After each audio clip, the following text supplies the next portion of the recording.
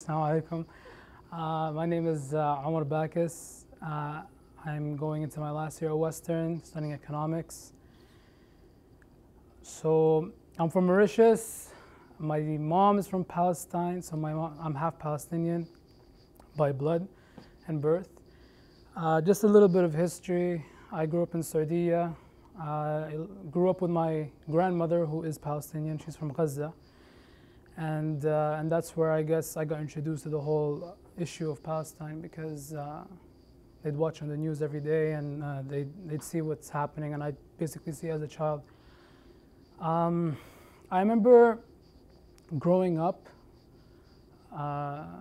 So I used to go out with my grandfather, and the way my grandfather's house was structured was that there's a house, and then at the back there's a garden. And then on the other side, there would be like a mini farm with like chicken and pigeons and whatnot. And every time his house was the only one that was like that. And every time he'd go and basically when he'd walk into the garden, he'd grow his cucumbers and whatnot over there. And he'd be like, I used to have a field like this in Palestine, like in back home. He came from Majda, so it's not Gaza, but it's pretty close. They call it Ashkelon now in Israel.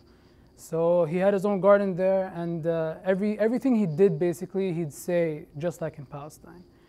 And the weather, he lived in a city called Taif, which wasn't really hot. It was pretty cold, it was breezy. It was a nice wind, always never got too hot, never got too cold.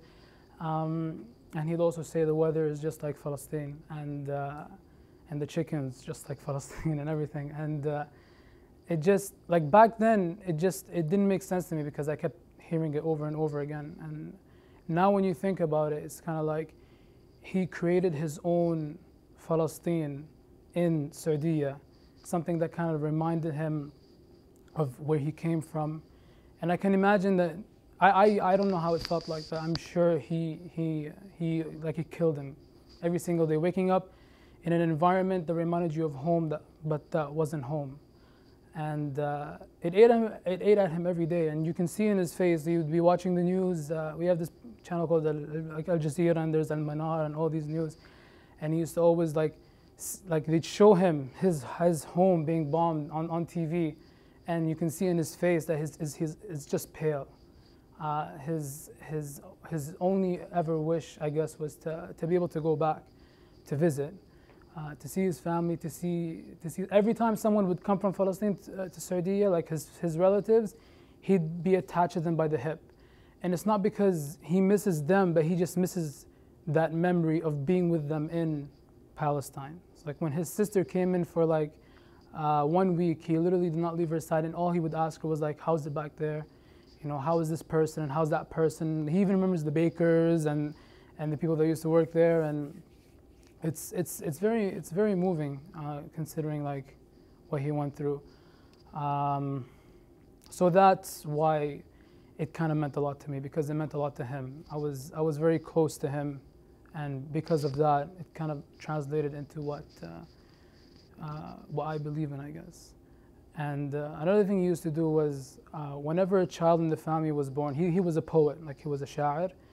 And he loved writing poetry. He has a book like this big. They recently published it in Saudi, and everything was basically about Palestine and what he, like his memories and what he experienced there, and how he'd want to one day go back.